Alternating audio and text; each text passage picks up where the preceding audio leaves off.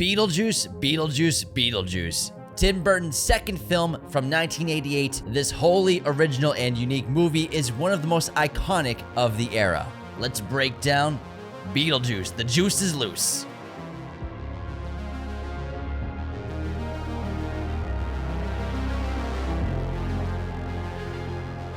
What's up, movie friends? Welcome back to Raiders of the Lost Podcast, the ultimate film and TV podcast in anticipation for Beetlejuice Beetlejuice, which comes out next week. We thought, let's break down the horror comedy classic of Beetlejuice, which many years later, upon a rewatch we just did last night, hasn't aged a day. It's still fantastic. It holds up. It's really funny. Hasn't lost any of the humor, which some older films do. But this film is just highly creative, revolutionary. Visual effects are phenomenal, and it's just an entertaining romp in the horror genre that is pretty rare for that genre. I haven't seen this in maybe 15, 20 years. What? It's been a long What's wrong with you? It's been a long time since I've watched Beetlejuice. I was really excited to watch it last night on the rewatch, and I had a great time. It was so fun. I remember always being scared of Beetlejuice when I was a kid, even though it's a PG film. This is a PG film. Ratings were different back then. And also, you don't really see too much graphic death or graphic harm come to people. It's a lot of insinuated harm or scary, spooky sequences. It still got me a lot when I was young. And I found some of it still very spooky watching it last night as an adult. You know, I got a little scared. I was a little worried about the cast once Beetlejuice is let loose. Were you squirming in your I was seat? squirming. I wasn't squirming, but I was worried about the cast. I gotta push back on the lack of death because there are several people hanging from nooses. No, but you I get mean- a beheaded person. No, but I mean no, I'm talking about like graphic, like knife in the chest, blood squirting out. Okay, That's like what I an mean. act of murder? Yeah, like Gotcha, this is gotcha. all campy murder. Uh-huh, It's all yeah. camp death, like pulling your face off your skull. Yeah. It looks great, but it's not gory. It's B movie gore, but also cartoonish in a lot of ways, which is what I think Tim Burton was going for. B movie cartoon aesthetic and gore, because they didn't have a huge budget, a budget of $15 million. Only $1 million was given to the visual effects special effects department. I mean, they didn't have much to work with, but they took advantage of that and made something that's still timeless in a lot of ways. Like when they changed their faces into those big spooky, like she opens her mouth up, Deborah opens her mouth up, puts her eyes in there. What? No, yeah, I'm laughing about it. I thought you were laughing at me. I'm laughing at what you're describing. And Doug, so defensive. And Doug like squeezes out his face. It works when you have a low budget for your special effects, and you're just, what can we do? And it looks great today. And I was still freaked out by it, but not so much by, like I said, blood gushing out of people's faces if they're getting stabbed or something like that. It was camp cartoon B movie gore. I got you. I understand. That's what I mean. I understand now. What? Yeah. Why are you like laughing at me? It was funny. Why are you being so insecure? I'm not being insecure, but you're like looking at me like this You're guy's. describing the funny faces. I'm laughing at it You're because looking it's at funny. me. You're looking at me like I'm an idiot. You're like, no, you're just like, get a load of this guy. because you went on like a 60-minute rant. We're podcasters. What do you want me to do? Yeah, they looked fine.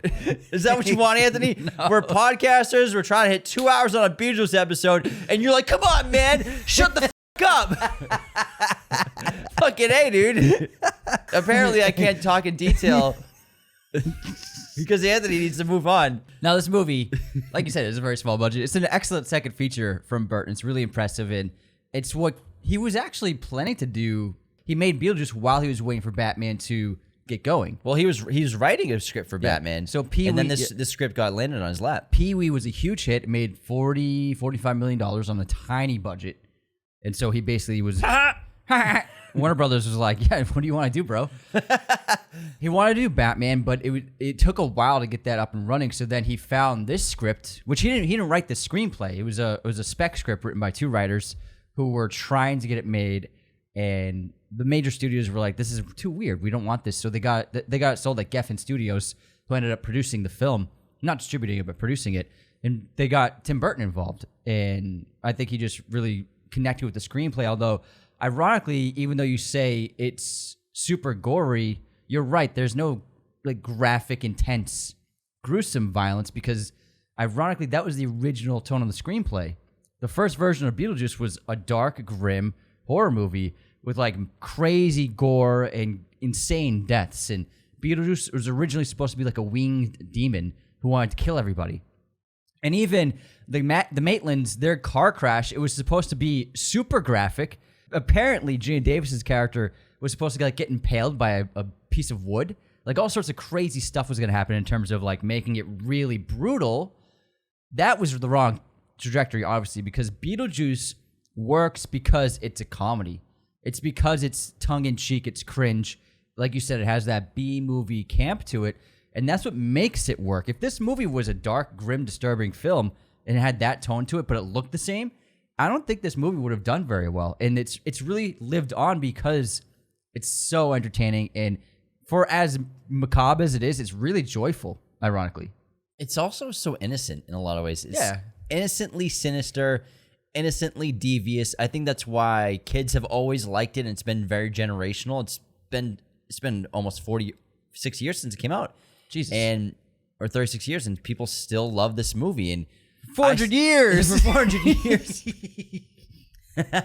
But there's something about it. It has this innocent quality where it's scary, but also at the same time it's good intention. And I think that really comes down to the characters, especially Barbara and Adam, played by Gina Davis and Alec Baldwin. So obviously we all know Beetlejuice came out in 1988, directed by Tim Burton, written by Michael McDowell, Larry Wilson, and Warren Scarron. IMDb, it's a 7.5 with 351,000 ratings. Rotten Tomatoes, it's 82%. Critic and audience score the same. On a budget of $15 million, it was a huge hit, grossing $75 million at the global box office, and won an Academy Award for Best Makeup. Music done by Danny Elfman, of course, obviously so terrific, as well as really cool fact about Beetlejuice with Netflix. In 1998, Beetlejuice was the first DVD that Netflix ever shipped out. Wow. So 10 years after the film's release, Netflix was the thing back then. That was the first year they started. First movie they ever sent out one DVD of Beetlejuice. They started. You can start anywhere, guys. They started with one DVD of Beetlejuice, Hey, and look where they are now. It's like Amazon with Harry Potter, man. Lord of the Rings. Was it Lord of the Rings? I thought it was Harry Potter. 80% of Amazon sales in like 1996 were selling Lord of the Rings books. Oh. Yeah, I thought it was the other. I thought it was Harry Potter. Anyways, it's a really interesting fact. So, that's a cool fact. quick synopsis of Beetlejuice. After Barbara and Adam Maitland, Barbara. die in a car accident, they find themselves stuck haunting their country residence, unable to leave the house. When the unbearable Dietzes and their teen daughter Lydia buy the home, the Maitlands attempt to scare them away without success. Their efforts attract Beetlejuice, a rambunctious poltergeist spirit whose help quickly becomes dangerous for the Maitlands and innocent Lydia. The cast is superb in this movie. We have Michael Keaton in one of his best roles as Beetlejuice, Alec Baldwin as Adam Maitland, Gina Davis as Barbara, Jeffrey Jones as Charles Dietz. We all know from Ferris Bueller's Day Off. Winona Ryder as Fucking Winona Ryder guy. Winona Ryder as Lydia Dietz kid. Catherine O'Hara, who's terrific in this film, as Delia Dietz. Sylvia Sidney as Juno. And then we have Glenn Shaddix as Otho Fenlock. Now, in the sequel, we do know some of these characters will be returning. Obviously, Winona, Keaton, and Catherine O'Hara. I'm not sure if they're going to get Gina Davis and Alec Baldwin involved. Maybe not with the recent drama Baldwin's been going through. And then I'm not sure about any of the other characters. It looks like those three are the ones who will be returning. Yeah, well, because this was filmed last year with Yeah. Baldwin's case wasn't really settled yet, but obviously it's been proven that Baldwin was not at fault. Yeah. It's been proven that he was completely innocent with the incident on that film Russ, Yeah. where the cinematographer was shot and killed. I wouldn't be surprised if they have a cameo. I think it'd be really fun if they had a cameo. I mean, they technically should be there. Yeah. They should be in the house, and the trailers haven't shown it. And I think if they are in it, it's smart not to have them in the trailers to have a little surprise. Yeah. But also, I don't want to spoil anything that I've seen in the trailers that might trick stuff. But obviously, Catherine O'Hara's seen in it, and she's in a very interesting place that some other characters in this movie are in. I don't know if you've noticed where she is sitting, but if you have seen the photos, you obviously know where she is and what happened to her. I have only watched the initial trailer, the teaser, and I haven't looked at anything since. So I don't even know what you're talking about. I'm actually very much looking forward to the sequel, especially after the rewatch last night. So I'm really excited. But again, really, really terrific actors. Gina Davis was the first and only actor to sign on immediately. Everyone else took some convincing because it was an odd script. Like Anthony said, the studios, they were kind of up in the air about it. And most of the actors, they took a bit of convincing talking to their agents, Tim Burton calling the agents, the studios calling the agents, Geffen, the production company, and the guy who produced the movie, like, please, can you get Michael Keaton to come read the script for us? We think he'd be perfect.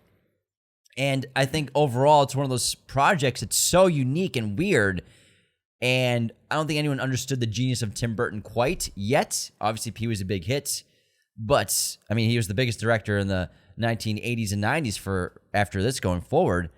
No one probably could have predicted what this movie would be, what it would look like, until you have someone like an auteur like Tim Burton taking the reins and really creatively guiding it in a terrific place of this brilliant tightrope, this tightrope of horror, comedy, innocence, evil, but also wholesomeness that we can all relate to, where it's just this small little town, this beautiful, like, young couple. They're probably recently married. They're trying to have a kid. They can't have a kid. So it's kind of sad. They're very creative and they're very fun and artsy. And they drown and they don't know they're dead. But then these people start moving into their house after they've been dead for several months, and they're trying to get them out of there. So it's really relatable for, life and death and just trying to live a peaceful life. I think peacefulness and freedom are big themes in this, where, like, the Dietz father, he just wants to sit in a chair and read a magazine about home ownership. He just wants his own state of peace. We have Catherine O'Hara's Delia Dietz. Her version of peace is destroying the home with art, and we're making it as artistic as possible in her eyes of what potential art is. Lydia Dietz, her peace and freedom is difficult to find at this point because she's so distraught. That's a great point. And then the Maitlands just want to be able to live in they want to live in peace. That's wow. Like, they're willing to I'll share a home. They say it multiple times. I just want to live in peace. I want to. They want people relaxed. who are more like them to have the home. Exactly. They're That's happy to share the space if it's someone more peaceful or more aligns with what they want or how they live their lives. And then Beetlejuice is chaos. Yeah, exactly. It's great. What is Beetlejuice's peacefulness? He's chaos. Causing chaos. He is chaos. That's when he's at his best. Well, Beetlejuice on this rewatch, it reminds me of, I see similarities to Heath Ledger's Joker of chaos. And he's got a bit of a similar vocal range as Heath. And I think that Heath might have used Beetlejuice as some of his inspiration for the Joker. It seems like it. Yeah, and also Michael Keaton based his performance of Beetlejuice off Chop Top from the Texas Chainsaw Massacre 2, which came out in 1986, a few years earlier. And then he would actually later co-star with Chop Top actor himself, Bill Moseley, in the 2002 HBO movie Live from Baghdad, released 14 and a half years later. So if you look at the character of Chop Top from Texas Chainsaw Massacre, has a very similar look, this very pale makeup face with these dark, hollow eyes around, big black bags around his eyes completely, and crazy hair and disgusting teeth and almost moldy makeup, which a lot of the design of Beetlejuice was played in part by Michael Keaton's suggestions for the character's look. He was the one who suggested that moldy makeup, that electric shocked hair, as well as clothing from all different time periods, because the way Tim Burton described Beetlejuice to Michael Keaton, he's a character who's lived at all times, in all time periods, and also in no time periods. He's just been everywhere and nowhere. Maybe you could compare him to the Doctor in Doctor Who in a lot of ways. The Doctor! The thing is, the design of the character obviously becoming so iconic. First of all, I love how you don't really get to see his final fit until the end of the movie when it's showtime, which is now obviously one of the most famous costumes in cinema history. But it's incredible character that I'm sure they were trying to crack what he looked like. Michael Keaton tapped into something really interesting. It's so memorable because it's playful, but it's gruesome. And the character's personality is he's a sleazeball. He works because he is such a sleazeball that you just laugh at how ridiculous he is, even though he's like an evil being in a way. But you can't help but laugh at him and be entertained by him. And Michael Keaton also, amazingly, 90% of what Beetlejuice says was improvised by Michael Keaton. And I'm sure the dialogue in the script was kind of cliche for the character, but what he brought to it with these one-liners, with these great reactions, really making the character something of his own creation as well. I think it's a really special character and a special performance. He only has 17 minutes of screen time, but when you think about Beetlejuice, you feel like he demands all the screen time. You know what I mean? So there's something really incredible about this role. I think the movie was always great for never having a sequel, But, it's been almost 40 years. Like, why not? Let's see if they really want to do it. And if Keaton's hungry for it and Burton's hungry for it, why not let them do it again? So I'm curious to see what he does with his performance in the next film. And I think that if with the sequel, they should stick to what they did with the original of not having too much Beetlejuice in the film, because it would lessen the impact, because he's such a strong presence because he shows up only in a handful of scenes. Yeah, I think the family drama is really great, as well as the married couple that are dead. The dead couple, Barbara and Adam, I think they're one of the best parts of the film because they're so wholesome, and they're so sweet, and they're so normal in a lot of ways, which counters how crazy Beetlejuice is, and also how weird and pretentious the Dietzes are. Really just led by Delia Dietz, who is Lydia's stepmother, and her father sort of is just the successful equity guy. I mean, she says he never walks away from equity. It's a really funny line, where he just seems to be always trying to find a way to make a bag of cash. I think he's a land developer or in real estate of some kind. Something They like don't that. specifically say. Yeah, and so Lydia is just lost, and she's distraught. She's suicidal. She's writing a suicide note over and over again, trying to get the writing right. She's like, falling to my death, plummeting to the icy depths of the riverbed.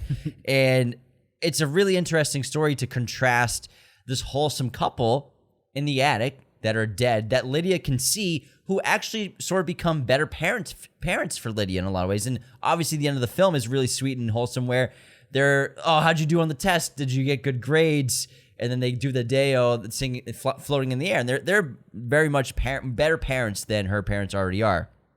And I like how they're stuck up there, and they're sort of voices of reason for Lydia in trying to help her get her through tough times, because they really care about her. Ironically, she can only make friends with ghosts. I know, yeah. That's how weird she is. And the rules are really fun with this world and this universe, where obviously once Barbara and Adam wake up or realize they're dead, I like how they're not panicking. I like how they sort of accept it, because they crash their car obviously into the lake. That dog on the wood that the jumps board. off and they fall through. It's really hilarious, but tragic. And they get home. Things are a little different. Who lit the fire? Their flames stuck to her fingertips that they can blow out. And they find that book for the the handbook for the recently deceased. Diseased. It's a good joke. And I like how the rules are so vague and unorganized. There's no index. And then they get connected with the afterlife. And this movie really, for me, feels a lot like Coco in a lot of ways, where there are two planes of life happening at the same time, where life and death are connected in so many different ways, and they completely mirror each other. Where a lot of us, we always believe, or we think based off our beliefs or religions, that once we pass away, if we were good people, of course, then we experience peace and bliss, and we live happily, or we live without stress. But reality is, according to the Beetlejuice movie, when you die, your life gets more stressful and more hectic and more chaotic and harder to live. So like, you're in the afterlife and life is hard versus being alive, where life is still hard, but like almost not as hard as it is when you're dead. Yeah, that's a good point. Like, there's no heaven or hell. Yeah, there's just the afterlife. There's no And escaping. There's no just escape. as shitty as real life sometimes. Yeah. And I didn't notice this connection. Not so much a connection, but a similar approach that he took to Edward Scissorhands, where if you look at this movie in Edward Scissorhands, Tim Burton opened his film with an idyllic suburban story. You get the perfect home, perfect couple, what like the Americana dream is in the 80s and 90s. That sky shot of the town, perfect town. Yeah, it's big, beautiful house and green grass and trees, and everything's colorful and everything's very pleasant. It's just like a perfect storybook town. And then you contrast that with something otherworldly, gothic, and macabre. So in this film, we obviously get the Dietz come and upend that world, and then also the Maitlands getting put into the afterlife after death. And we're seeing this in completely different tone in color and design, and everything's so different. Same thing happened in Edward Scissorhands, where we have the suburban neighborhood. Everything's colorful. Everything looks the same. It looks like the perfect, peaceful town. And then on the hill at the top of the town, we have this gothic manor where Edward Scissorhands lives. So I really think that he understood how to contradict and juxtapose two very different tones and environments into one setting. No, I think that's a really great point. And I love the aesthetic. The production design's stellar. Obviously, a lot of references to old Gothic German expressionism films from silent film era, like The Cabinet of Dr. Caligari. One of my favorite shots in the film is in the afterlife, and they have to go through that blue hallway to get to door number 6 on the left. It's a great reference that Burton made to The Cabinet of Dr. Caligari, where same kind of thing, looking down a long hallway that's distorted. The walls are at different angles, odd angles. It's black and white stripes.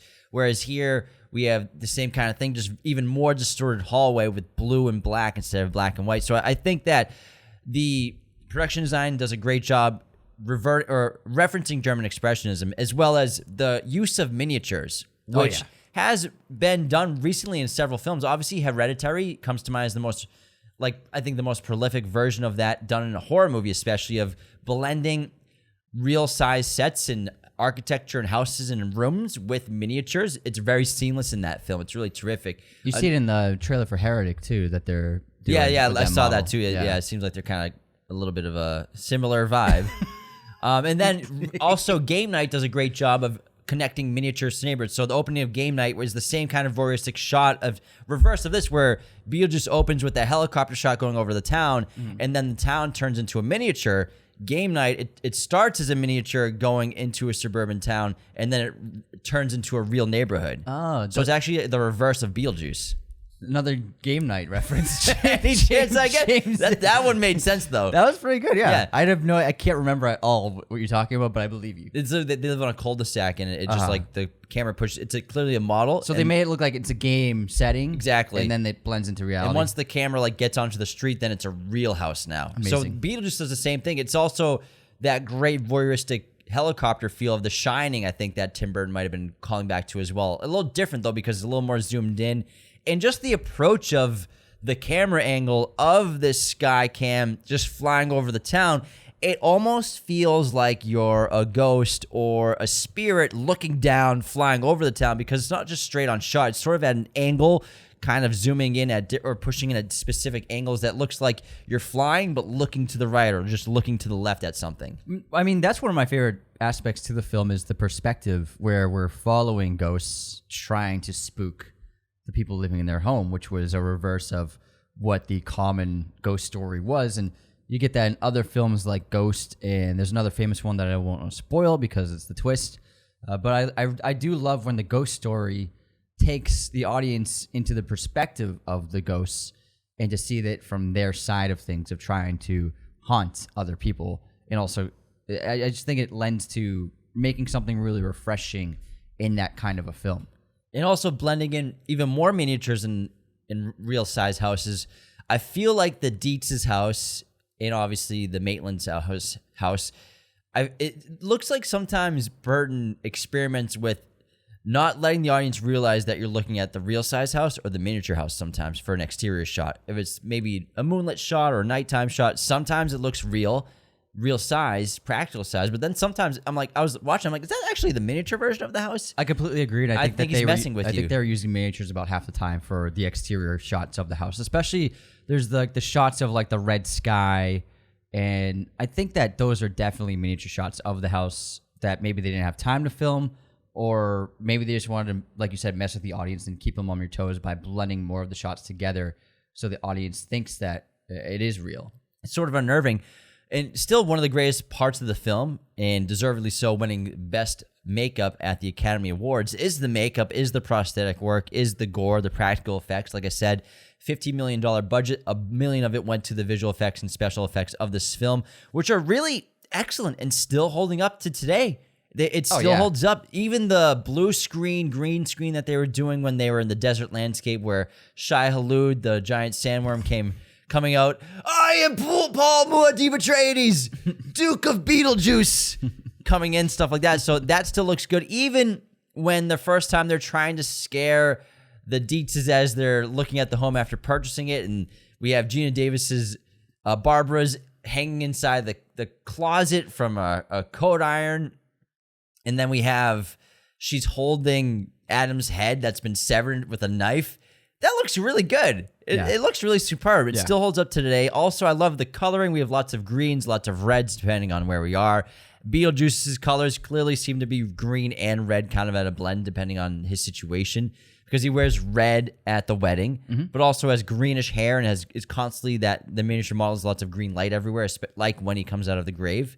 I'll tell you why he wears red. Why does he wear red? Well, and why it's a red wedding dress. It leans into the famous superstition: if you're married in red, you'll wish you were dead. So that's why Winona Ryder's wedding dress is red. That's a really good joke. This movie's full of good jokes too, though. Good jokes everywhere. I was cracking funny. The hell up. It still holds up. It's really funny. Not all of them are gut busting, but they're all good little chuckles here and there. And he got an F-bomb in there. Who says the F-bomb? Beetlejuice? Beetlejuice slipped an F-bomb in. Somehow, even back then, they were surprised to pass through with the PG rating with the MPAA. Because the MPAA, as we know it, was really formed 4 years before this movie came out. And so they were much stricter. Somehow, this movie got a pass as a PG, but he dropped an F-bomb where he said, "Nice fucking hotel." Oh, yeah. And he grabs his crotch. And then he also says an F-bomb again, but when he's falling, but it's more distorted. But the word shit is used a lot.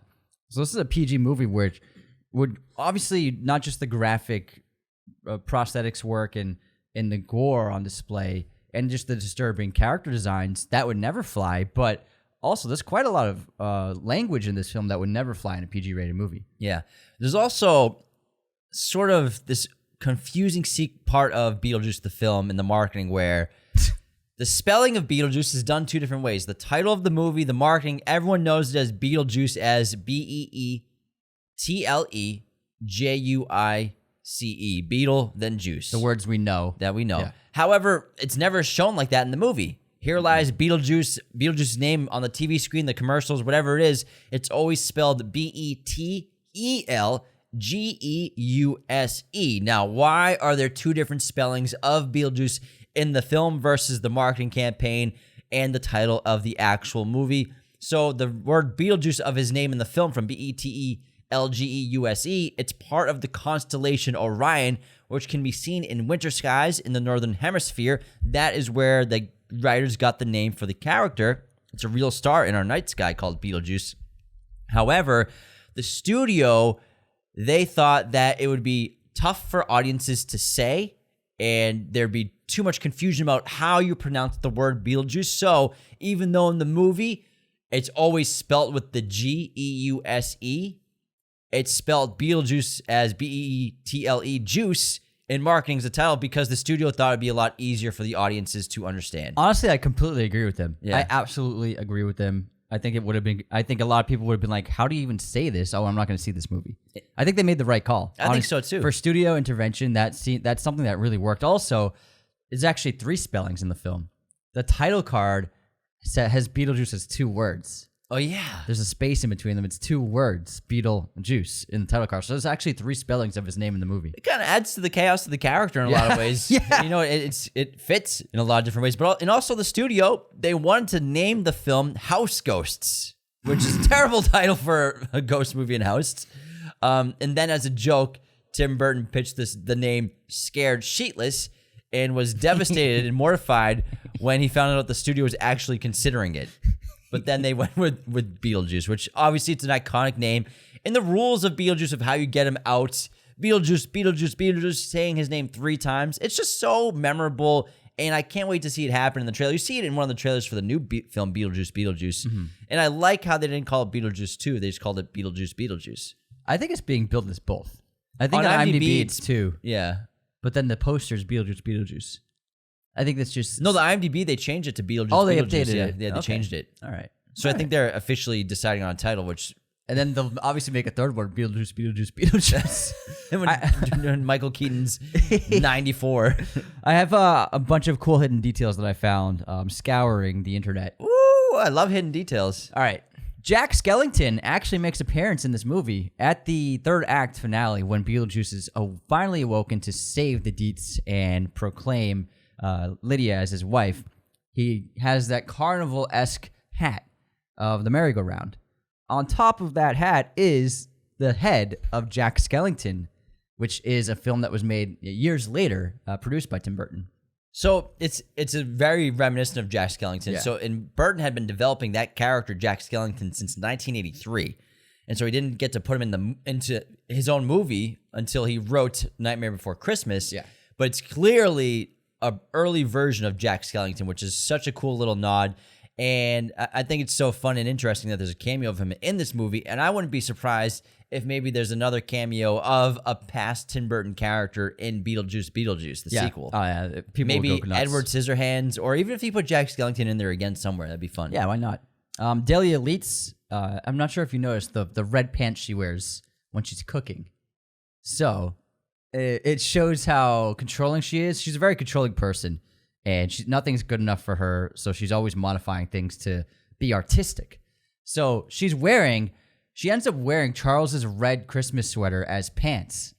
So Charles is wearing that ugly red sweater in his den, right? Yeah.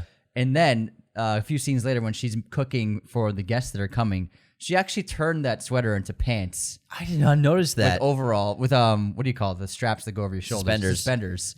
And it looks, so she took something she hated and made it artsy for herself to like. She's a very pretentious character, and she does that with a lot of clothing. Like at the dinner party, did you see what she's wearing on her head? She has this interesting headband. It's actually leather gloves that she tied in a knot on her forehead. So Delia Dietz is a really funny character because of how pretentious she is and how obsessed she is with being admired and in the right, correct art community and being artistic herself. Yeah. Because I don't think she really even understands or knows what art is. Like, I think Tim Burton's making fun of most pretentious art fans and art snobs out there with her. Absolutely. Speaking on that, in the first act, when she's getting ready for the dinner party, she brags to Lydia, "Oh, my friend, she's a writer for Art in America, is coming. This is a big deal for me." So her dream is to get into the magazine Art in America. At the end of the film, we get the epilogue, and the family's very happy, and she's making art based upon the Beetlejuice designs. There's actually a cover of the latest edition of Art in America, and she's on the cover of it with her pieces. She made it into Art in America. She's a really funny character. I love when they're going through the house. Like, this is terrible. She's with her assistant, and Otho, and the father, he found a room that he can try to keep for himself, and she's knocking on the door and like, "Oh, what can we do with this room?" He's like, "Please, can you just do whatever you want to the house? Just leave this be." And he's like, "Do we have to change everything?" Because he loves the wholesome look. She's like, "If you don't let me change anything in this house, let me have my artistic freedom, then I'm gonna go crazy. I'm gonna drive you crazy with me. I'm gonna take you with me. I'm gonna take you with me." So she's just out of her mind. It's absolutely hysterical. And Catherine O'Hara is maybe after Michael Keaton, my favorite performance in this movie. Yeah, she's great. And I can't wait to see her in the sequel. She's fantastic. And speaking of that, so Charles's den, which is untouched by the decorator Otho, it's so untouched that you could actually see not only all the knickknacks from Barbara and what's his name? Adam.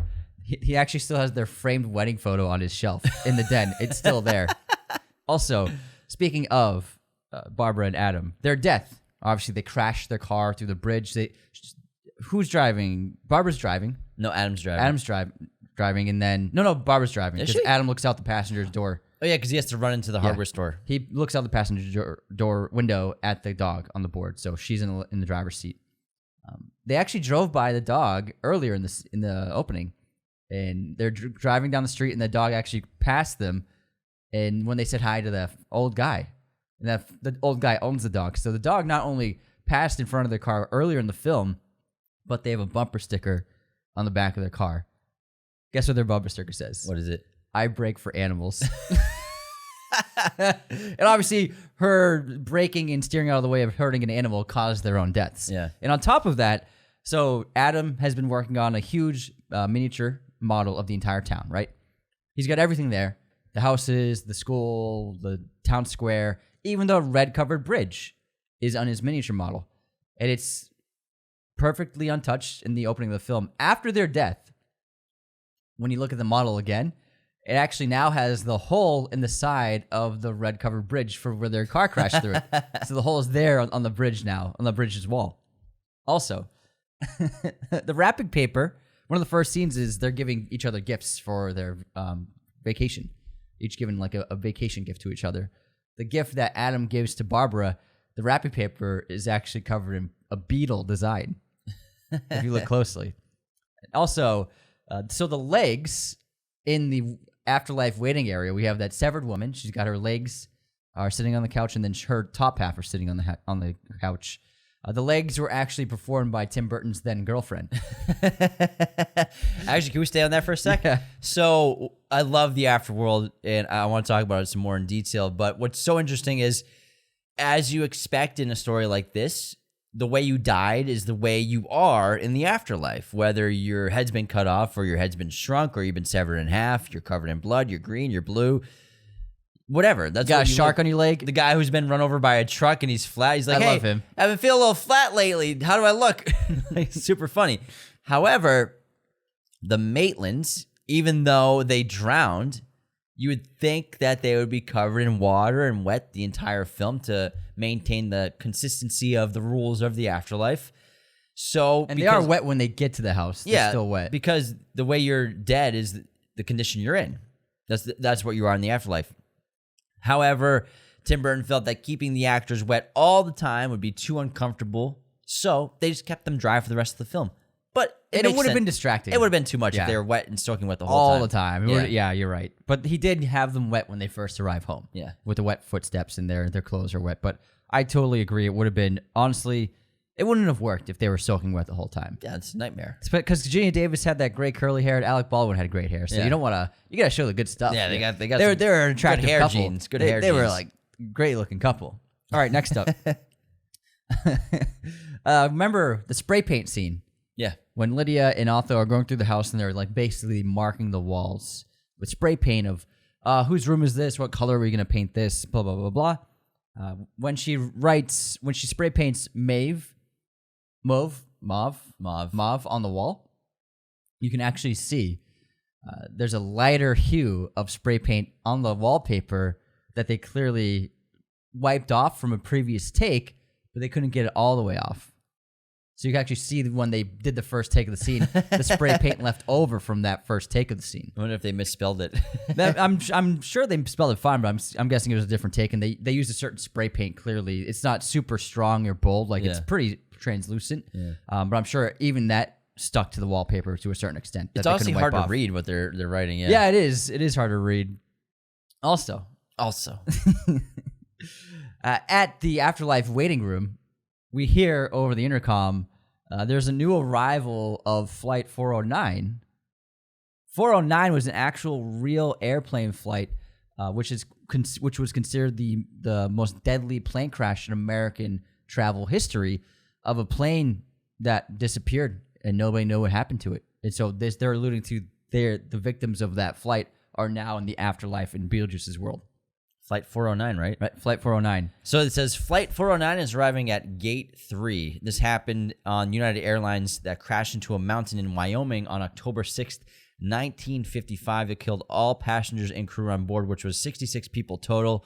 To this day, no one knows why the accident happened, which is what Anthony said earlier. But also the filmmakers picked it because it added some sort of eeriness, allure, and creepiness to the film. You also said Gate 3, right? Mm-hmm. Yeah. Threes show up many times in this movie. Do they? Not just with Beetlejuice, where you say his name 3 times. Gate 3 for Flight 409, like you just said. Also, when Adam draws the chalk door, what's he have to do? He has to knock 3 times. Knock 3 times for it to work. You don't think that's actually going to work, do you? And then the clerk at the waiting room says, you get 3 D90 health vouchers. You only get 3 of these vouchers. Also, they had to wait 3 months to speak to Juno. And also, Barbara yells home 3 times to go home. Oh, yeah. Home, home, home. Yep. So 3s crop up all over this film. Interesting. So does a sandworm, of course. Yes, the sandworm. The sandworm, obviously inspired by Dune, which Tim Burton loved growing up as one of his favorite books. Inspiration of Shai Hulud is done here. Barbara literally is riding a sandworm in this. It's pretty great. The stop motion overall, it looks really good. It still holds up to this day. If they tried CGI, obviously it wasn't really developed back then at all. Thank God they didn't make the sequel in the 2000s when he was all on CGI. Yeah, I'm glad too, but I'm curious what he's going to do in the new one because it looks like they're going and resorting to practical effects heavily. but we haven't seen too much of the monsters and creatures that obviously Beetlejuice or someone else will become. Sure. Because, the sandworm sequence is great. So isn't the snake sequence where Beetlejuice becomes the railing, which becomes a snake, and he attacks the family and he drops Mr. Dietz from the second story. So that's a really terrifying sequence. Great stop motion, but overall, lots of really interesting stop motion. Even Delia Dietz's artwork, which starts to move around stop motion wise. So I think that the stop motion, it's when it's done well and it looks good, it works fine. It's interesting because it's stop motion while you're watching it. But we grew up with a lot of stop motion movies and TV shows. It's pretty common because CGI and animation wasn't as evolved as it is now. It wasn't as streamlined, wasn't as quick to make a movie or a TV show with that technology. Didn't look that great. Yeah, it didn't look that great. But stop motion was all over the place. When we were kids, TV shows, movies, tons of stop motion everywhere. So I think for us, we're really used to it. So I wonder if they do something along the lines, if not stop motion, maybe animatronics, I bet would be a really interesting thing to do for the sequel. It looks like, from what I remember, there's definitely some stop motion. In the sequel? It looks like Jenna Ortega's character and Catherine O'Hara are running in the Dune limbo. And it looked like stop motion. I've only seen the trailer, I think, once, and that was a while ago. I'm pretty sure. I try not to watch them too often. I'm pretty sure he's going to be using a lot of stop motion. I hope so. Yeah. It's something about the stop motion that connects us to Beetlejuice, I think, and connects us to this film. Because it's real. In this world. Yeah, it's real. It's real. But, I mean, you could, like I said, you could do animatronic route. I mean, animatronics has come such a far way. I mean, the xenomorphs look terrific in Alien Romulus. Oh, yeah, yeah. So I think maybe a blend of both, but I'd like to see little to no CGI in the film, the sequel. I'm sure there will be plenty. Because it's going to be big in scope. But, I mean, go as practical as possible. Like when they're floating everyone in the air, Lydia being floated at the end of the film over the staircase. Also, even the dinner scene where we have Mr. Dietz and they have his boss over. He's trying to pitch the idea of, we have this sort of ghost show that we can put on. We can sell this whole town. We can buy the whole town and make a fortune. And let shrimp hands come out and grab the actors' faces. That's done practically, and that was similar how the facehugger was done in Alien, where we talked about that in our recent Alien episode. The facehugger, when it grabs onto Kane's face, they filmed that in reverse. So they actually attached the facehugger to his face, then pulled it into the egg, and then just reversed the footage. Same thing with Tim Burton's Beetlejuice with the shrimp hands coming out of the dishes to grab the faces of all the characters. That was also shot in reverse. The hands were already put on their faces, and then they just pulled them into the dishes and filmed it in reverse. Yeah, it's really great. And it always reminds me of the monster in Pan's Labyrinth. His hands. Yeah. So nasty. Were you afraid of Beetlejuice when you were a kid? Yeah. Yeah. I wasn't afraid of Beetlejuice. I was afraid of the monsters. Yeah. You know what really scared me when I was a kid? Is when the Maitlands come up with their new face designs for scaring people. Yeah, it's creepy. Those faces, like Adam pulls his face long, and he's got like these crazy slits for eyes, and pulls out his eyeballs. He's got eyeballs on his fingers. I like when he has to use his glasses to look with his fingers to look at his wife. And then Barbara, the same thing, pulls out her face, but then opens her mouth to this huge jaw with the tongue and puts her eyeballs in her mouth. I remember when I was a kid, those were the things that really scared me when I watched this movie. Yeah, because obviously 90s kids, Beetlejuice was still really big in pop culture. Yeah. It was still a movie that people talked about a lot. And it hasn't disappeared from the zeitgeist. It's still a popular, annual watch for a lot of people out there. Beetlejuice parties. Beetlejuice is a common Halloween costume still. But when we were growing up, Beetlejuice was still really big. Even in the mid-90s, late 90s, people still talked about it, and I was still scared of it. But it was a movie that was on TV often every year, or we'd rent it at Blockbuster every year and give it a watch. But it always creeped me the hell out. I was honestly scared of Beetlejuice. I thought he was cool. He sort of had this rock star quality, this rock star vibe, while also being a creep. But I didn't understand the creepiness too much when I was a little kid. But when you watch the movie, Beetlejuice is a perv. He's a creep, but that's just who he is, and you have to accept that he's a creepy character. He's an evil guy. He does terrible things. So even though some people might get offended by, not a hero. Yeah, some people if you get offended by the things Beetlejuice does, he's an evil poltergeist. He's gonna do terrible, nefarious things. He's gonna look up a woman's skirt. He's gonna do terrible things and be a bad guy because he is a bad guy.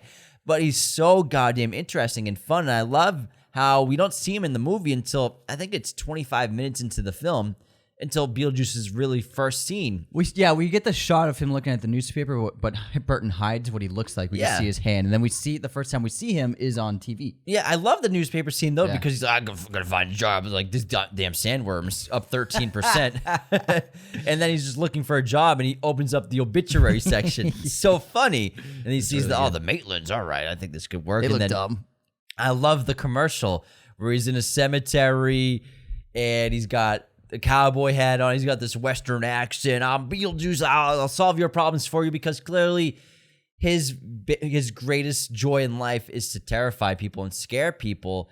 And Juno says that he used to be her apprentice or her assistant. Yeah. And so he's great at scaring people, but he's clearly uncontrollable and chaotic and takes things too far, which is probably why he's been banished to this grave and been stuck there for so long until someone raises him from the dead, which is ironic because he's already dead and he gets risen from the dead. It's chaos. What's cool about Beetlejuice is, and I didn't realize it until I watched it again last night, he has a different outfit in every scene. Oh, yeah. He has a different outfit every time we see him. He never wears the same thing twice. It's good fashion sense. Yeah. And all of his clothes, they're a blend of time periods, jobs, kinds of people.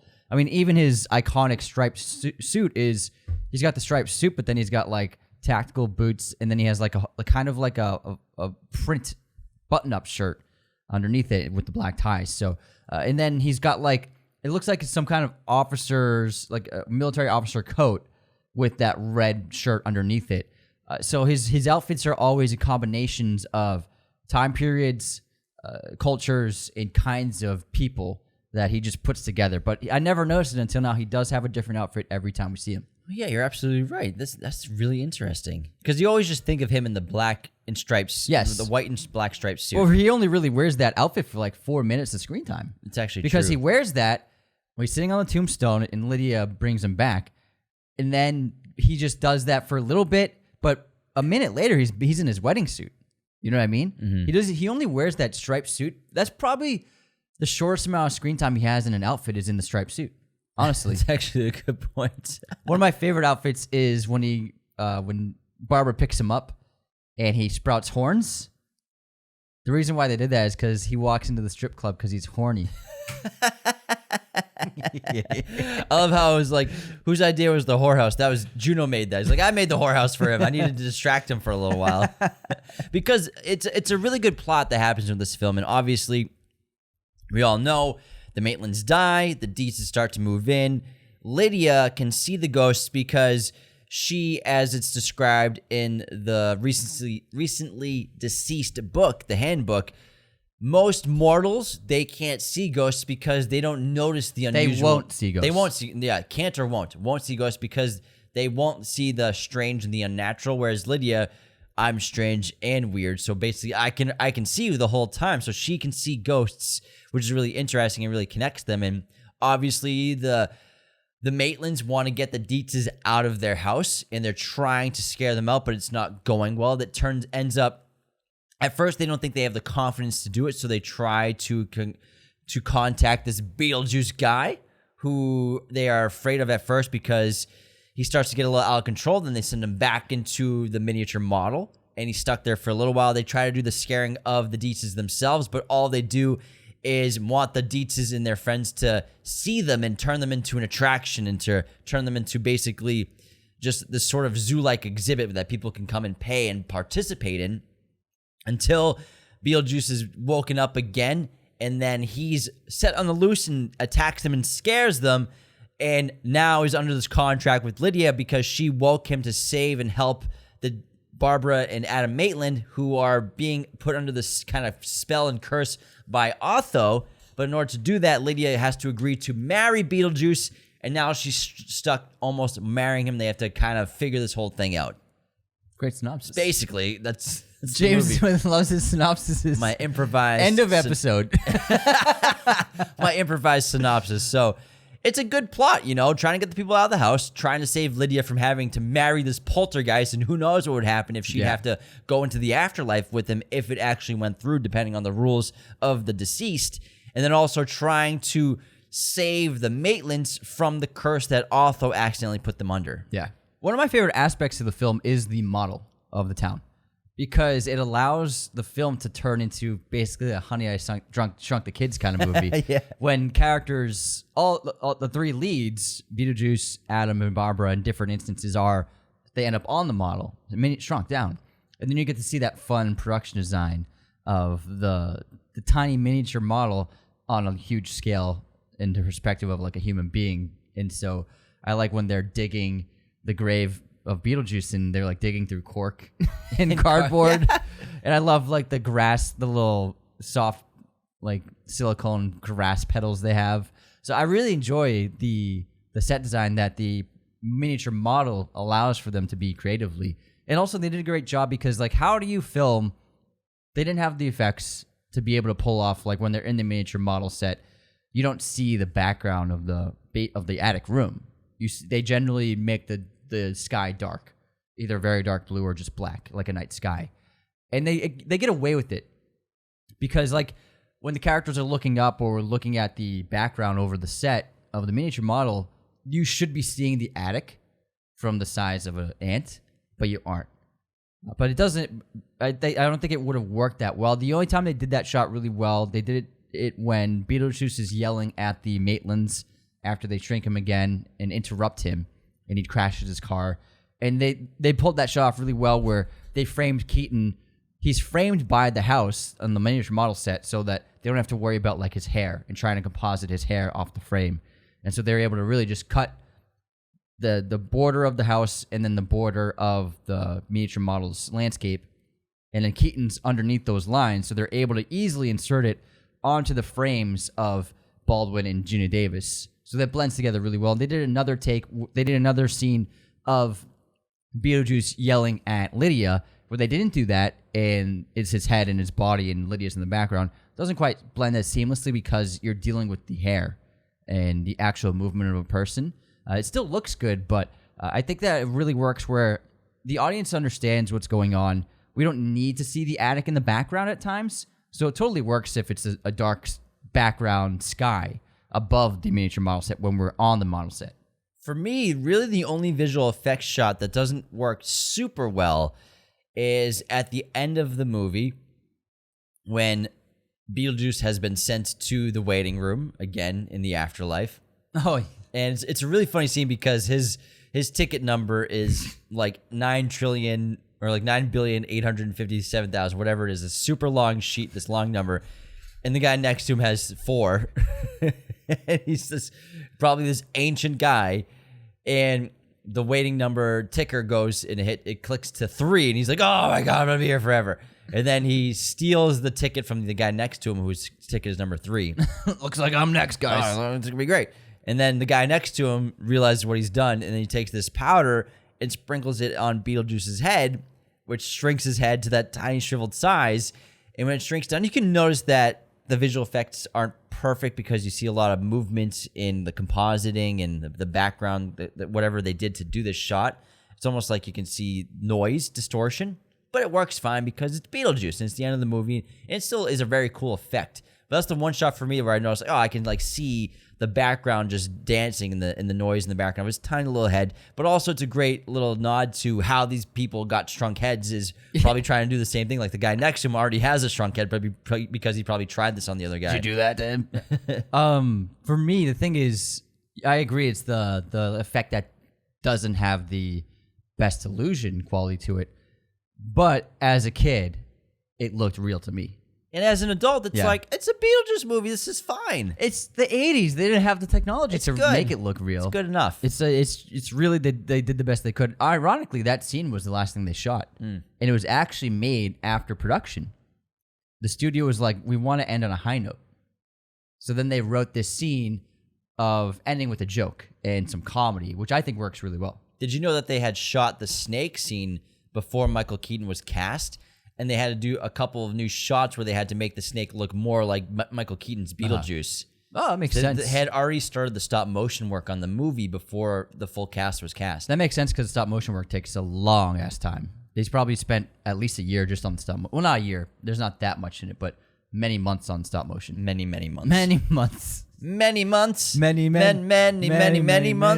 Many months to do my stop motion. Let's move on into our intermission. Whoa, we're dropping some rhymes down here. Not quite a Whoa. rhyme, but it flowed a little bit. All right, let's do our James. intermission, everybody. But before we continue, the best way to support Raiders of the Lost Podcast is to become a patron today at patreon.com/Raiders of the Lost Podcast. Why would you want to become a patron of our show? Well, you get bonus episodes every single week of the show. You get access to the ad-free version of every single episode. If you want to watch or listen to it without ads or commercial breaks, Patreon's the place to do it. As well as you get access to our Discord, as well as so many other perks like free merchandise, video messages. It's off the chain. Sign up today at patreon.com/Raiders of the Lost Podcast. Another great way to support the show is just to leave those 5-star ratings and reviews on Spotify and Apple. These ratings are essential to us charting on podcast charts higher and higher every single month, as well as adding reputability to the show. Plus, we love to read the written reviews out on Apple Podcasts. I'll get to one in just a minute. And also, at 5,000 Apple ratings, I'm getting a tattoo of Anthony's choice. Hopefully, it's not Beetlejuice. Crossing my fingers. And another great way to support the show is just share us. Word of mouth is the best way for a podcast to grow organically. So let all of your friends and family members who love movies know that we have an awesome podcast, and send them every single episode right now. Do it now. Do it now. Send them. Do it now. Send them. Say it 3 times. Do it. Do it. Do it. I want my phone call. I want it. This episode, of course, is sponsored by our friends at movieposters.com, the #1 place to get your posters online today. Be sure to use our promo code Raiders10 right now at movieposters.com to get yourself 10% off your order immediately. They have a huge selection of pretty much every film and TV show imaginable in their poster library. If you want yourself a Beetlejuice poster, go to movieposters.com. They have everything from your favorite Hollywood classics, original prints, foreign films, alternate posters, to your favorite Hollywood blockbusters, Star Wars, Marvel, DC, whatever. Name it, they got it. They also have all sorts of sizes, framing, and even backlit posters, which is super cool. They look great. We have one on our set, and it's phenomenal. Movieposters.com is the #1 place to get yourself a poster, or to get a poster for the movie lover in your life as a gift. So be sure to use our promo code there, Raiders10, to get 10% off your order right now. All right, let's get into our intermission. You ready for Film Grab? Framed. I was Wrong website. wrong website. You ready for Film Grab? So Film Grab is actually a great website we use when Yes. we're doing an episode, and it basically is a chronological screenshot of the scenes of a movie. And not every movie's on there, but a lot are, and it's nice to look at when we're doing an episode, kind of so we can come up with it is ideas, really nice to something look to talk at. about. But let's Okay. do today's Framed. we okay. have a person on a train. A girl with red hair Oh, let me brighten my screen on up. the back of a train. I'm gonna go with Magnificent Seven.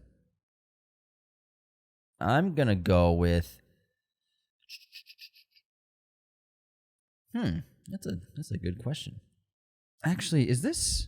Wait, no, I know what this is. What was the Western that came out a couple years ago? Like Keith Stanfield. That's The Harder They Fall. Is that maybe that what that is? What this is? This is. I know what this is. Hold on. It's not Brave because it's live action.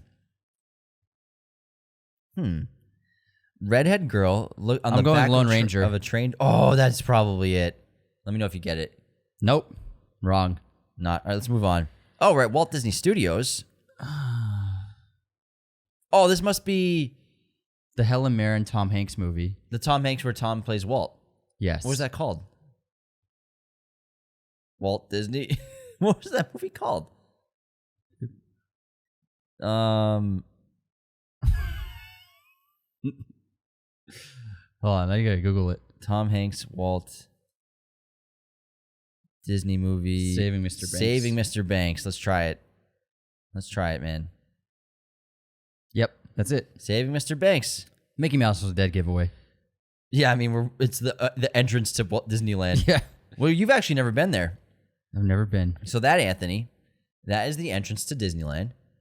And that's where, when you walk in, you can get your photo taken in front of the big house and the Mickey Mouse face on the lawn. And also, a lot of people will get their wedding photos done there.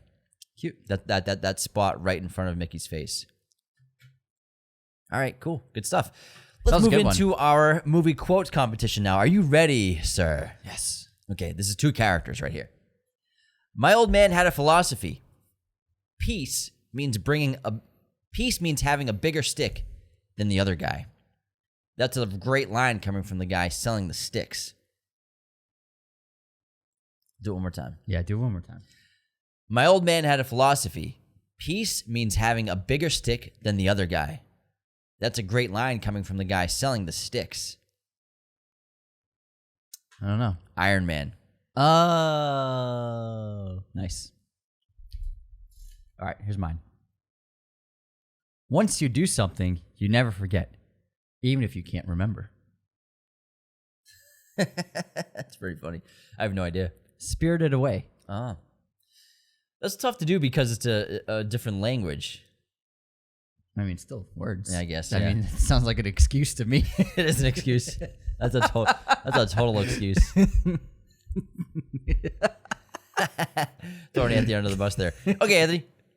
Guess this movie release year. Gran Torino.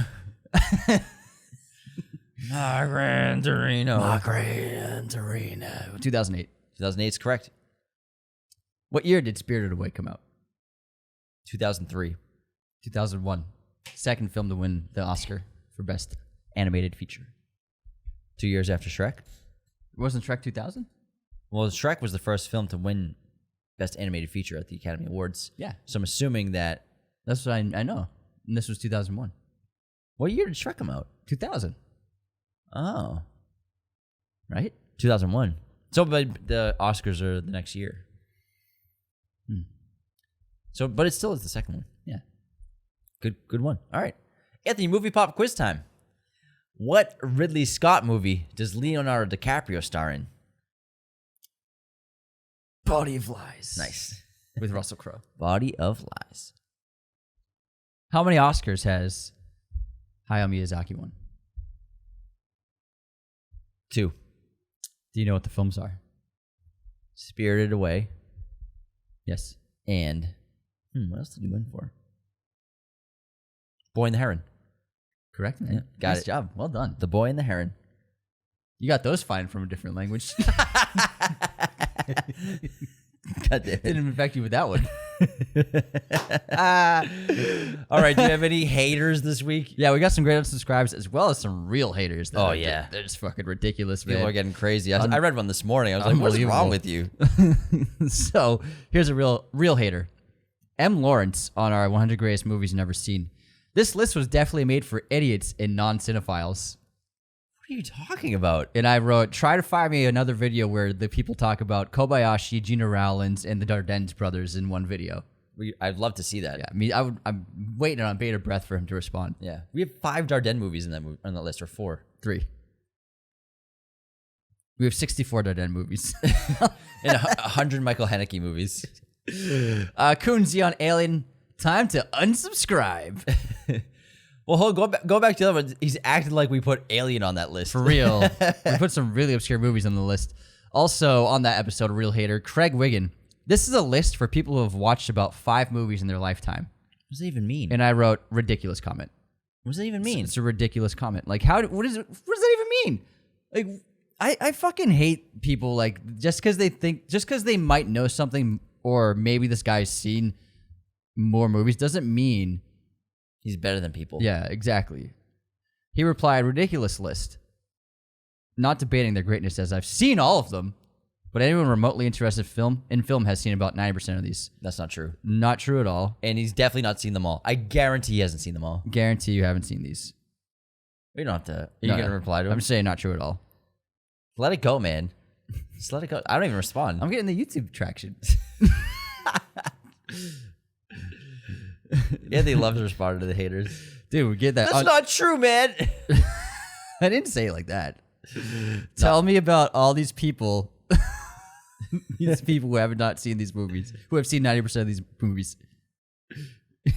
Tell me about all these people who have seen 90% of these movies.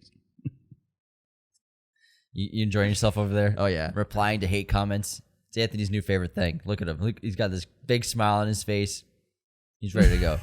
Let's move on. We got a show to do. I got 4 subscribes. Hold on. I got it. Corey Ryden on our split episode. Unsubscribed, etc. Etc. Etc. Hedwig. And then we got the film boss on Fantasy Showdown. Peter Jackson sacrificing years of his life for the best trilogy of all time. I believe he meant fulfilling. Unsubscribed. I like that better too. On Split, Mason Lavender. Great episode. I'm glad you guys share my same opinion about this amazing film.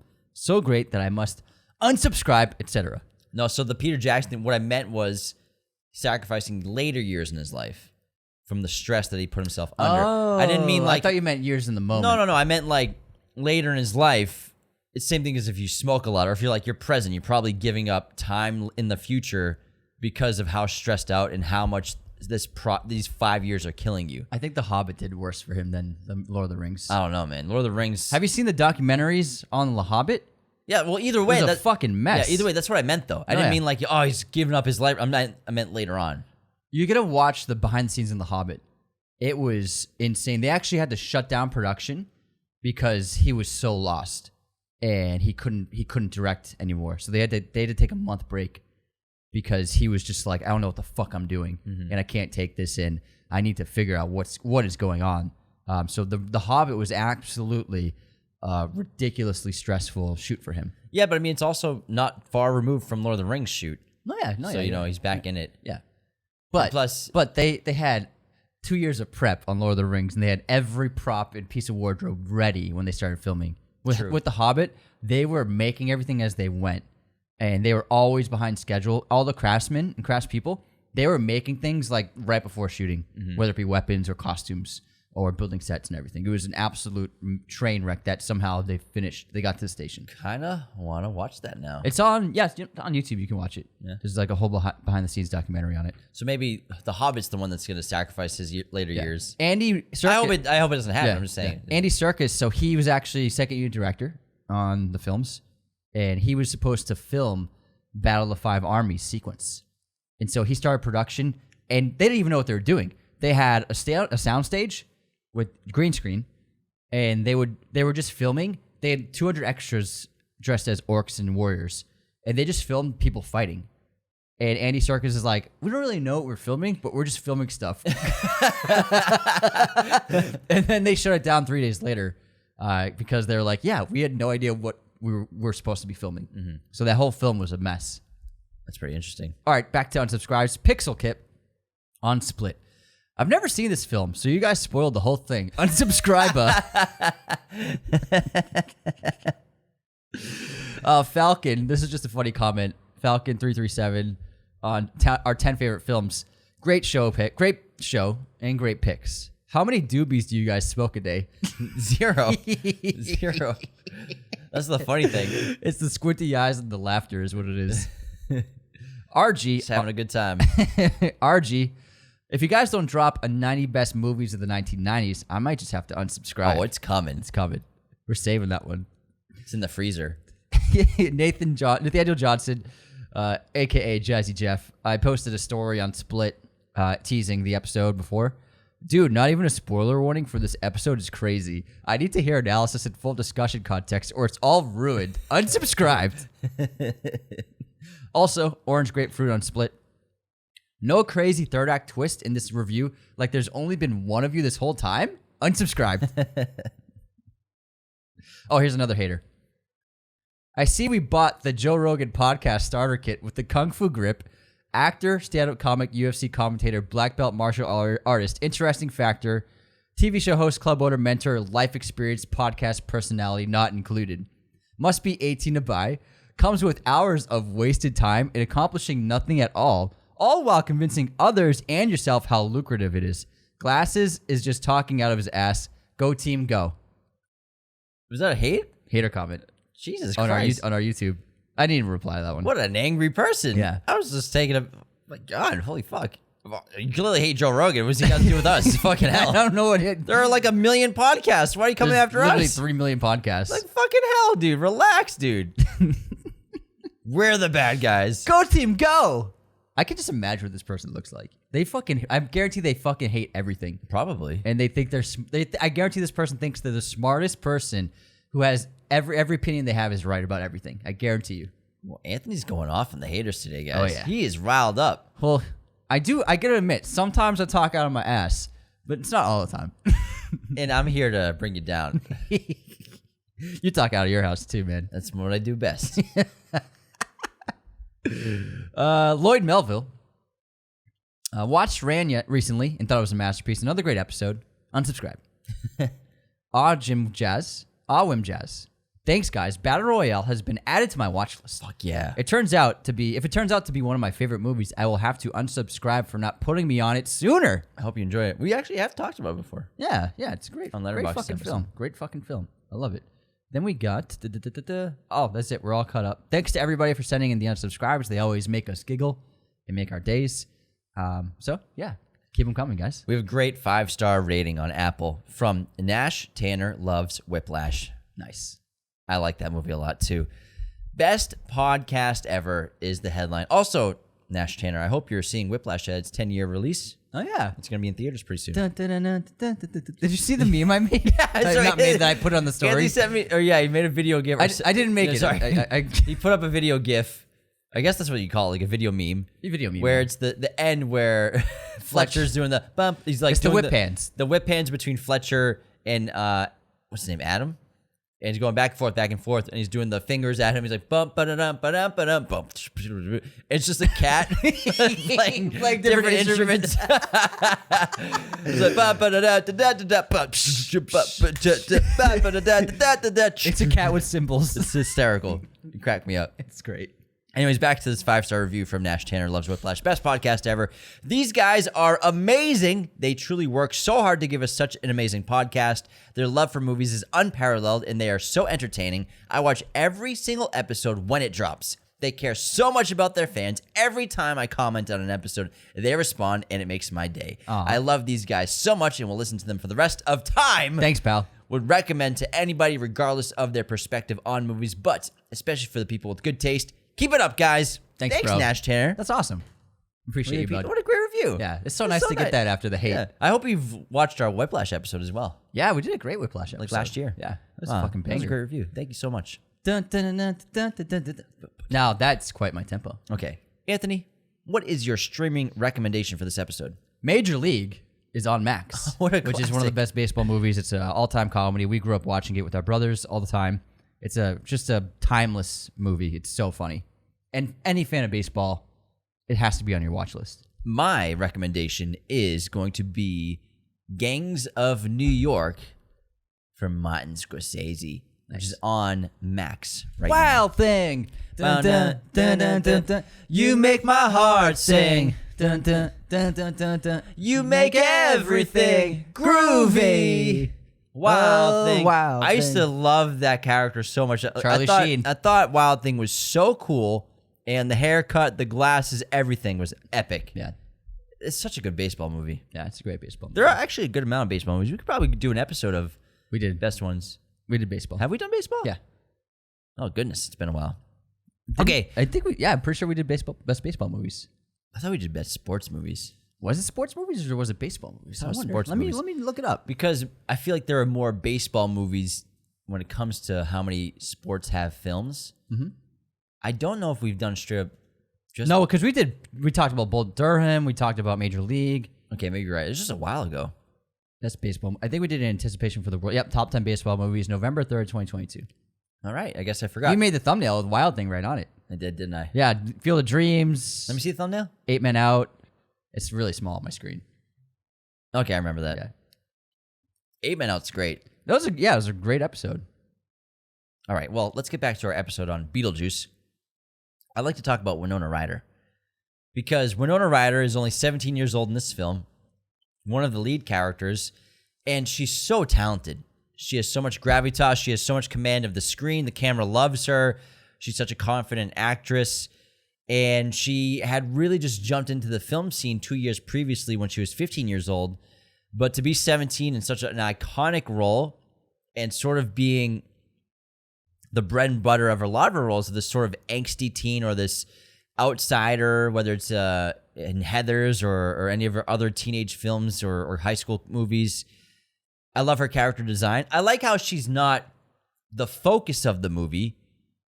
And I feel like the new one, Jenna Ortega, will probably be the lead. and it'll be more focused on her character for the most part, if that makes sense. I disagree. I think the trailer is just to get young people excited. I guess because I think Lydia has to be the lead of Beetlejuice Beetlejuice. I would think that Lydia would be the lead, but I would say Lydia's not the lead of this movie. If anyone's the lead of Beetlejuice, it's probably Adam and Barbara. They seem to be the lead characters. We follow their which I story. really like about this. That's what I like about this film is we have all these great characters. We have ghosts. We have poltergeists. Beetlejuice is in this movie for only like 14, 15, 16, 17 minutes. 18, 19, 20, 22 minutes. I don't know. What the fuck was that? I don't know, man. I don't know what happened. He's covering all bases. Just in case. Just in case. He's in the movie like 1, 2, 3, 4, 5, 6, 7, 8, 9, Between like 14 and 65 minutes. Bro, I don't know what happened. I blacked out. But I'm sorry. No, you're good. You're good. I like how the Maitlands are really the leads of the movie. And their goal is really the main plot of the film, trying to get the deets out, even though it gets connected. And like I said, I like how they become mother and father figures for Lydia because they never got to have kids. And obviously it's alluded to that hey, maybe we should try again during this vacation to have a kid because they're having no luck at it. And even though they still love each other very much, I think it's really honorable to stay together and still live their lives together, even though they can't fully have what they want. But I see them taking on Lydia as sort of a surrogate daughter for them throughout the course of the film, even though they accidentally scare her a few times. But they really connect the three of them together. But I just love how they're ghosts, but they're so human at the same time. I also love the character design of Lydia with the hair, the crazy pointed bangs. She always looks like she's dressed for a funeral. Yeah, the big ass hat. Yeah, she often wears the net veil, the black veils. She wears twice in this film. They actually got the design of the character. They created. They were inspired by the female audience at a Cure concert. A Cure concert. Which makes total sense. They're all just dressed as witches. Yeah, exactly. And she does have like this witch appearance to her. And I read that Winona Ryder's time at school was tough after this movie because everyone called her a witch for how she looked in the film. That's too bad. Yeah. Because she's so terrific and became one of the biggest stars of the 90s for sure. Yeah. And she's really great in the role. She's very good in this role. And I mean, she's 17 when the film came out. I'm guessing she was 16 when they filmed. No, she was 17 when she filmed. When she filmed? Yeah. Okay. But he cast her when she was like 15 or started talking to her about the role in pre-production. Because Winona Ryder, I saw in an interview, said she met Tim Burton when she was 15. Mm-hmm. So obviously pre-production takes a while for films. I'm sure he basically was auditioning her when she was 15 for the role. Yeah, I expect that. But yeah, she's just terrific, and she's a tragic character, but she seems like someone, we don't really know much about her past, but you can assume that her mother either left or passed away. Maybe the parents got divorced, which is why she has a stepmother. I always interpreted that her mother died in her past. That's why she wants to die. And that's why she's always in black, and she's very depressed and monotone. But she's also really interesting. She has her Polaroid camera that she's always snapping photos of. That's the fastest Polaroid camera ever. She took like 20 photos of them. They pop out and they develop immediately. Yeah. Immediately developed those photos, and takes the photos of the Maitlands who are wearing the sheets to try to scare everybody. No feet. And I like how she's not afraid of ghosts because she's always been an outsider and been weird herself. So to her, connecting with weird things or connecting even with ghosts is really kind of normal for her. And she loves zombie movies. She wants them under the sheets to look like they're from Night of the Living Dead. She seems like she's like a Cronenberg fan, you know? Probably. I mean, this movie has a Cronenberg feel to it for sure. She looks like she's like would be an obsessive Cronenberg person. Yeah. But I want to get back to the afterlife because I always just find it's so fascinating to be in the afterlife. And like I said, it reminds me so much of Coco because half that movie were in the afterlife. And even though there's skeletons in that movie, but we still have a lot of the similar things where life is a reflection of death. And death, you have a lot of the same things that are happening in life. We have these waiting rooms, we have offices, we have people working jobs that they're stuck at for eternity, which is an ironic statement because we always say, oh, I'm going to be stuck at this job forever, when literally these people are stuck at this job forever. And Otho says it. Did you hear that people who kill themselves end up as civil servants in the afterlife, and then Miss Argentina, who is the clerk at the office, reveals that she slit her wrists. Yeah, and she's a civil servant for the rest of her life. And little campy things like Juno, when she smokes a cigarette, she has a slit throat, and smoke just comes out of her throat. And it's a great joke because they're not drawing attention to it. The characters are like, hey, there's smoke coming out of her throat. It's just for the audience to laugh at. It's just really funny. So I love the campiness of the Afterlife. I love the colors, so much green, so much red. It's cheesy, it's funny. It's not that scary, it's spooky, because this whole movie feels like a haunted house in a lot of ways, but a fun haunted house that, you know, you can walk through and not be scarred from, because some haunted houses will leave you terrified when you leave. Yeah. You have a character who looks scary, but then you have the character of the diver who has a shark still attached to his leg, how he got killed. And he, like, even there's a knife in the shark's head, like he clearly killed it as it killed him. Like, that's a great joke to have. It's really funny. And the rules of Beetlejuice are really interesting. It's sort of like Freddy Krueger. Freddy Krueger can do anything in the dream world. He can be what he wants. He can make things happen. And 1, 2, Freddy's coming for you. 3, 4, better shut the door. No, go ahead. No, you're good. But Beetlejuice, when he's unleashed and he's woken up, he can do basically anything. He can become a railing and become a snake and attack somebody and interact with the living, because the Maitlands, they have such a hard time interacting with the living. The most they can get at first is, oh, I think I just saw something in that doorway, or did you feel that? They can just feel the breeze. But Beetlejuice can actually interact and show himself to the living. Because he's not a ghost. Because, he's a poltergeist. Yeah. But he does interesting things. Like, I love the big bombastic finale where he just kind of has those arms that become the mallets that he hits the rich people through the ceiling with. Is a lot of fun. He kills them. I always look at the movie, he kills those people. Definitely killed those people. It's really funny, though. But he just sort of has these weird abilities, and it's interesting to see the choices that he makes that are so funny and campy. This sort of evil circus he puts on in the living room to get rid of everybody, but he just takes things too far, and he just has this crazy ulterior motive of wanting to marry Lydia as soon as he sees her. Yeah, I also think that the tone is really helped by the music in the film. We get the Harry Belafonte track, Deo. The Deo scene's really, really fantastic, and I love that all the actors did a great job where they're performing, and you can tell from the looks on their faces they can't control their bodies, and they're dancing but not trying to dance. And it's very funny, it's very cringe, but it's very light too. And it's things like that in the Deo scene that really, keep the movie really entertaining and an easy watch. It doesn't take itself that seriously.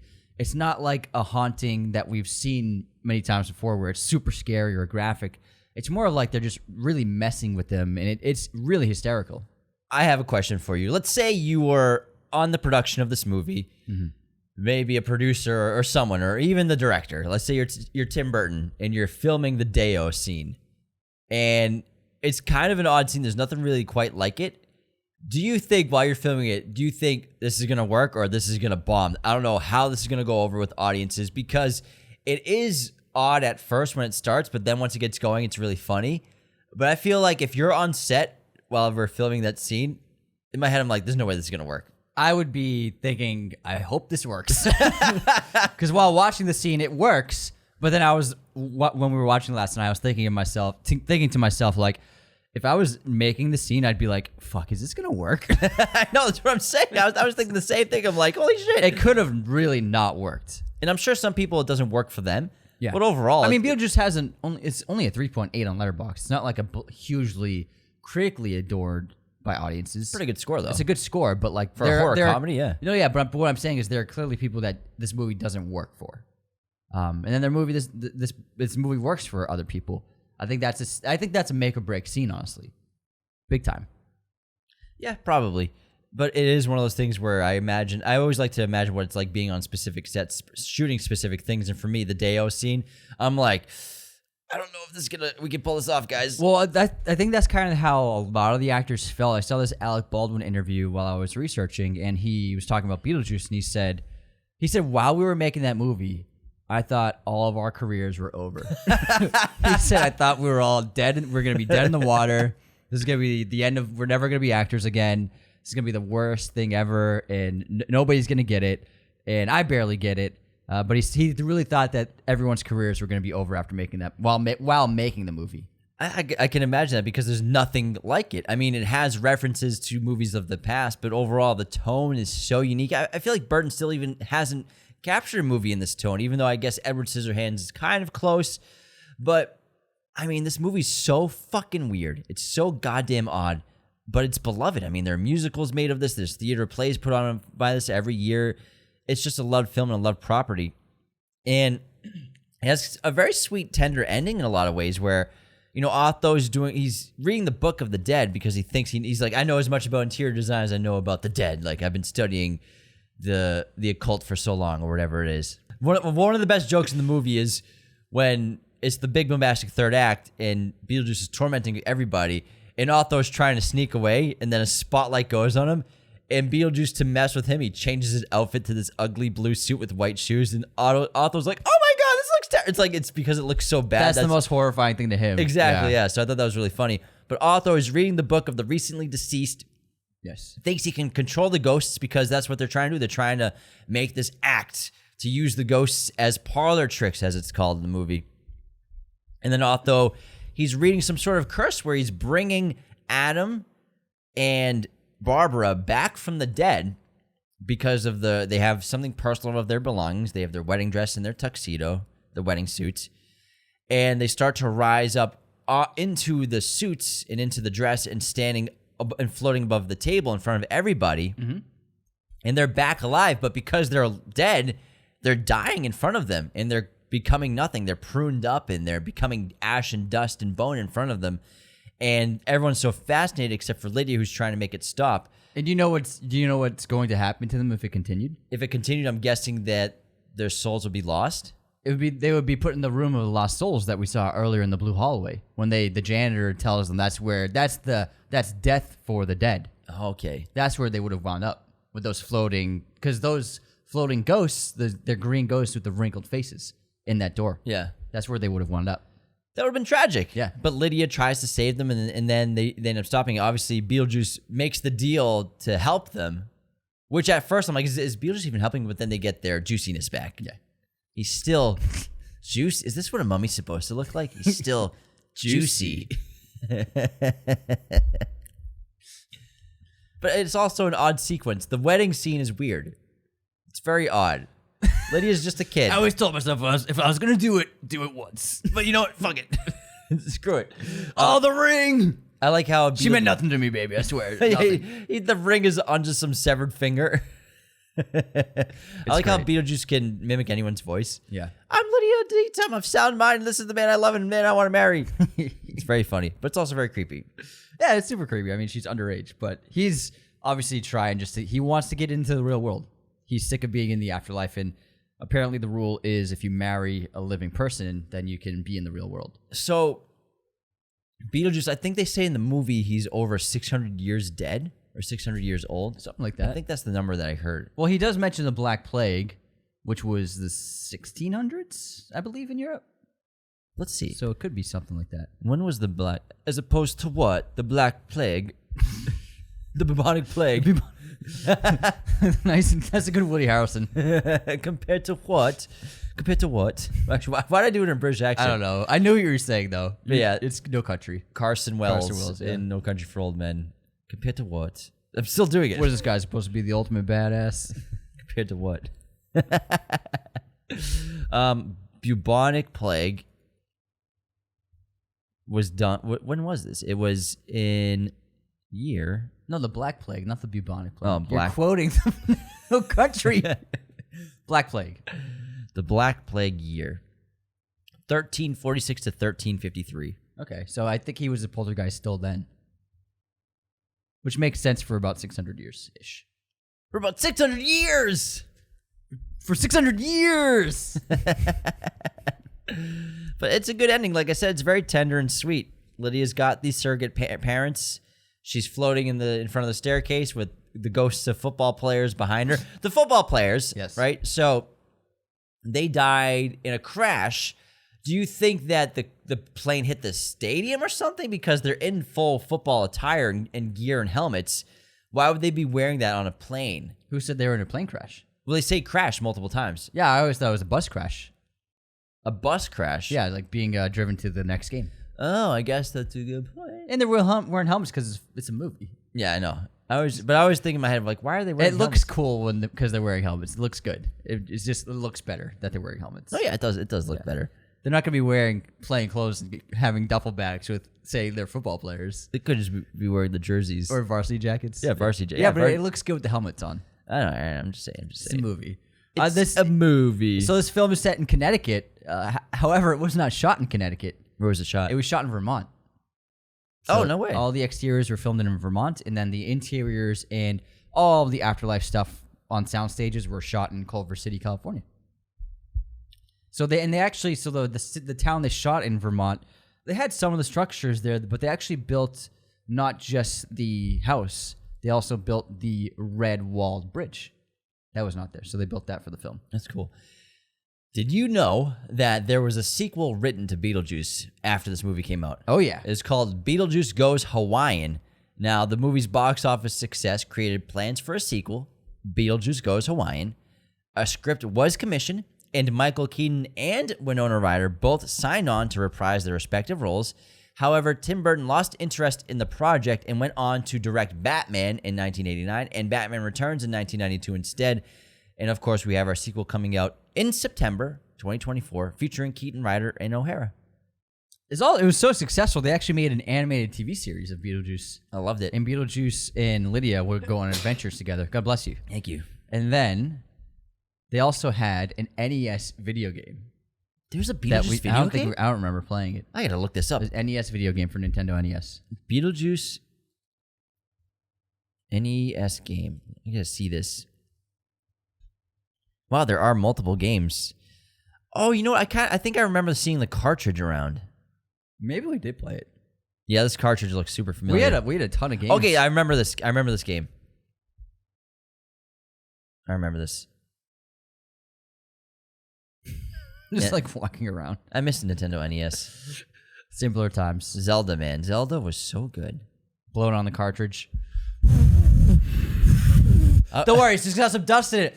I wonder, wasn't it proven that it didn't help? Never did anything. Well, no, I think it was proven that it didn't really help, but it couldn't hurt. It couldn't hurt. It didn't hurt.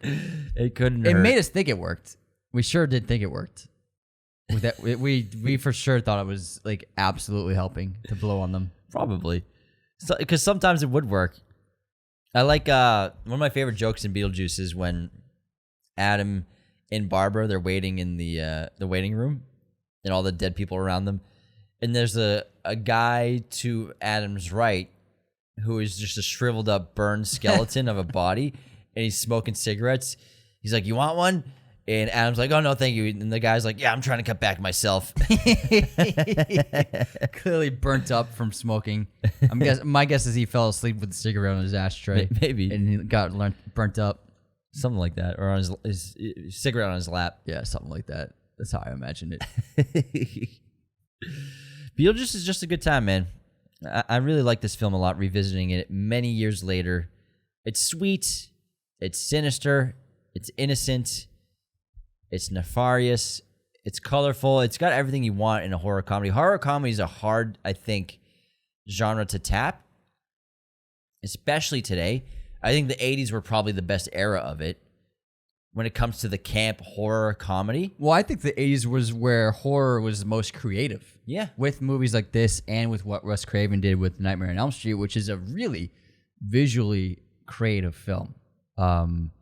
Because they wanted to do otherworldly things, and in order to do that, you had to get creative with your filmmaking. You had to figure things out. Yeah. You had to, like, pour blood upside down on Johnny Depp. Yeah. It was just like films, like horror films, they don't get made like that because filmmaking's easier and it's easier to do things. Whereas back then, like, there's only one way to do something extraordinary is you actually have to fucking do it. I think that's one of the reasons why so many movies just look the same these days. So many are just carbon copies, down, aesthetically using the same cameras. Obviously, cameras the past are very similar. But same camera, same lighting, and same scenes, same background, situations. Same look. So movies aren't as unique as I think they used to be in terms of the majority of them. Yeah. Still, we get 20% that are astounding every year, and that are works of art. But, you know, you don't really get movies like Beetlejuice anymore, unless, of course, you know, directors like Tim Burton But with here, the sequel. listen to this. Evil Dead, Child's Play, Friday the 13th, The Thing, Poltergeist, Lost Boys, Gremlins, Hellraiser, Candyman, Cujo, Little Shop of Horrors. I mean, there's so many really cool horror films that were just... The Fly, I mean, visually stunning and so exciting with what they were actually practically doing. They're all so different from each other. Yeah, I think it's a good point because CGI has made things so much easier when it comes to, all right, we want to make a monster that looks like this. All right, let's just do it. But in the past, you have to work a miracle to figure it out. Yeah. And Videodrome, like, you got to figure some that? crazy stuff out. Yeah. And that's what makes it timeless and makes it so realistic, is because it actually is there. It's on camera. That's what they had on set. Mm-hmm. So I think it adds so much quality to it. But, you know, I miss movies like this, and I'm very curious and looking forward to seeing the sequel, if it can capture that same freakish quality, the chaos, the colors, the explosion of spookiness on every set. I'm really excited to check it out, but I do miss these kinds of movies, man, because the 80s were such a heyday for this stuff. Yeah, I'm seeing this film in IMAX in a few days, and I'm really excited to see it. Unfortunately, I'll be in Oregon, so I won't be able to see it, but I'll be seeing it as soon as I'm back. Yeah. And I think if it's good enough and it warrants an episode, we're definitely going to cover it. Yeah, so I'm really excited. I'm very curious to see what he did with the sequel and how the filmmaking is going to look. But I really hope that it seems like it from the trailer that I saw, and then just reading that Tim Burton said he went back to old school filmmaking techniques. I hope that if you're going to do a legacy sequel, try to make it feel like the original. Mm-hmm. So we'll see. It's a good trailer so far. It's a good trailer. As long as Danny Elfman's back, Tim Burton's back, and Winona's back, I think we're in, Michael. I think we are in a good place. Michael Jackson? Michael Jackson. Oh, Michael Keaton, man. Batman. I'm Batman. I'm Batman. He says it like that, not... I'm Batman. I'm Batman. Yeah, it's way cooler. Yeah, I'm Batman. Anyways, you got anything else on Beetlejuice, Anthony? I'm not wearing hockey pads. What makes us any different? What makes you any bit different than us? I'm not wearing hockey pads.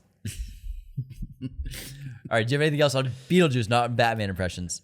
No, I'm good. Wait. Juno's alarm. She has an alarm for her clock.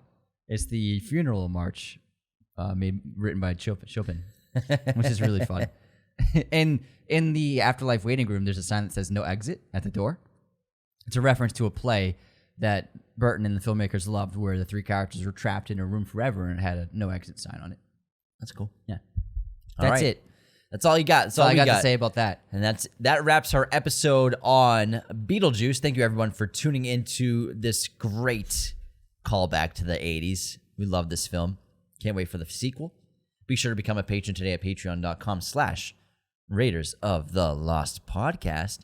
Leave those 5-star ratings and reviews on Spotify and Apple. Remember, at 5,000 Apple ratings, I'm getting a tattoo of whatever Anthony picks. Hopefully it's cool. It'll be Beetlejuice, Snake Beetlejuice. Snake Beetlejuice, yeah. I hope not. Leave those 5-star ratings. It'll be the sandworm in this movie. The sandworm. Subscribe on YouTube. Leave those comments. Leave those likes. Follow on Instagram, TikTok, to keep up to date with all new episodes. Take care, everybody. See you next time. Thank you for watching Raiders of the Lost Podcast. Be sure to hit that subscribe button, hit the like button as well, notifications for sure. Listen to the show on Apple Podcasts, Spotify, everywhere you can listen to podcasts. And be sure to check out this other content we have on our YouTube channel.